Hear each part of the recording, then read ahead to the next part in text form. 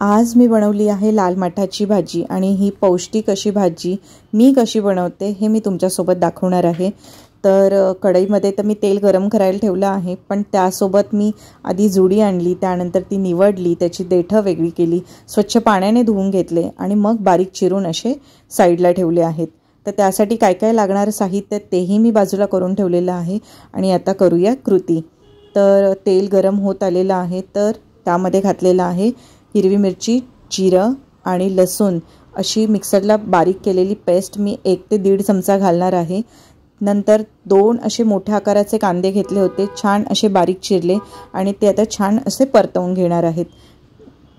कांदा परतल्यानंतर 2 मिनिट मी ते वाफवून घेणार आहे, कारण की कांदा या भाजीमध्ये अगदी महत्त्वाचा पदार्थ आहे, त्यामुळे कांदा घालणं आणि तो छान असं परतवून घेणं खूप गरजेचं आहे। तर मी छान असा परतला आहे, 2 मिनिट वाफवून पण घेतला होता आणि आता मी घालणार आहे टोमॅटो।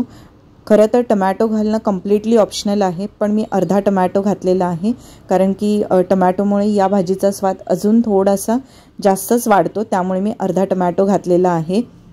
आणि या भाजीमध्ये जास्त काही मसाले जात नाहीत, फक्त 1 चमचा हळद आणि चवीनुसार मीठ घातलेलं आहे, कारण की मीठ आपण हे नंतरही घालू शकतो, पण मी सुरुवातीला घातलेलं आहे। आणि आवडीनुसार लाल तिखट घालू शकता किंवा नाही घातलं तरी चालेल, कारण की ऑलरेडी आपण हिरवी मिरची घातलेली आहे। तर मी 1 चमचा असं लाल मिरची पावडर घातलेली आहे आणि आता बारीक चिरलेला लाल माठ घालणार आहे। आता तुम्ही पाहू शकता की कढईमध्ये हा लाल माठ अगदी भरून चाललेला आहे, पण जेव्हा ही भाजी शिजते तेव्हा ही भाजी फारच कमी होते। जशा पालेभाज्या आपण शिजायला टाकतो आणि त्यानंतर पाणी आकसून घेतात, ते पाणी ओढून घेतात, त्यामुळे भाजीची क्वांटिटी ही फार कमी होते, दिसताना ती फार दिसते। तशा पद्धतीनेच मी आता छान अशी भाजी मिक्स करून घेतलेली आहे। पूर्ण भाजीला पाणी सुटतं, त्यामुळे वेगळं असं पाणी वगैरे घालायची काही गरज नाही। आता पाहू शकता की भाजी किती कमी झालेली आहे आणि अगदी 2 ते 3च मिनटं मी ही भाजी वाफवून घेणार आहे। छान अशी भाजी वाफवून झालेली आहे आणि थोडा 2 मिनटं गॅस मोठा करून मी ही भाजी शिजवणार आहे।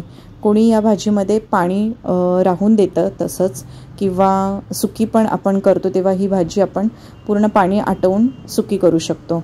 आणि आता मी घालणार आहे 1 ते 2 चमचे भाजलेल्या शेंगदाण्याचा कूट, आणि जर ओलं खोबरं असेल तर नक्की घाला, आणि जर ओलं खोबरं नसेल तर सुकं खोबरं 1 चमचा घातलं तर अतिशय स्वादिष्ट ही भाजी बनते, त्यामुळे खोबरं पण हे आवर्जून घाला। आणि अशा पद्धतीने माझी ही भाजी तयार आहे। आणि गॅस मी 2 मिनिट मोठा ठेवला होता, कारण की मला भाजीमध्ये पाणी जास्त प्रमाणात नको होतं, त्यामुळे अशा पद्धतीने माझी ही भाजी तयार आहे। तुम्हाला ही माझी भाजी बनवण्याची पद्धत कशी वाटली ते नक्की सांगा, आणि आवडली असेल तर लाईक करा, सबस्क्राईब केलं नसेल तर तेही करा। आणि ही भाजी मी श्रावणातल्या सोमवारचा जो उपवास असतो तो सोडण्यासाठी मी बनवली होती। तर मी श्रावणातल्या सोमवारसाठी उपवास सोडण्यासाठी काय काय केलेलं आहे, काय काय बनवलेलं आहे ते हे तुमच्यासोबत दाखवते। तर मी बनवले होते फुलके, आणि त्यासोबतच मी बनवली होती पालक बटाट्याची अशी छान भाजी, लाल माठाची भाजी, जी मी आत्ता तुमच्यासोबत शेअर केली आहे। त्यानंतर आपल्या पारंपरिक पद्धतीने केलेली मेथीची भाजी, शेंगदाण्याचा कूट, हिरवी मिरची, लसूण, जिरं घातलेलं, आणि सोबतच बटाटे वडे केले होते छोट्या साईजचे, कोथिंबिरीचे भजी बनवले होते, अळूच्या पानांच्या वड्या होत्या, बटाट्याचे भजी होते, आणि तळलेला असा पापड, सोबतच जिरा राईस पण बनवला होता, आणि त्यावर अशी मस्त अशी आपली पिवळी डाळ, आणि वरून साजूक गाईचं तूप, आणि बेकिंग करते तर त्यामुळे मी असे छान अशी ब्राउनी बनवलेली आहे। मी ब्राउनीची रेसिपी पण माझ्या मुलासोबत बनवली होती, तर ती पण शेअर केली आहे, ती तुम्ही नक्की पहा। सोबत कढीपत्त्याची चटणी आहे, आणि अशा प्रकारे माझे श्रावणातल्या सोमवारच्या उपवासाचा जो आपण सांगता करतो त्या पद्धतीचं जेवण आहे। थँक्यू।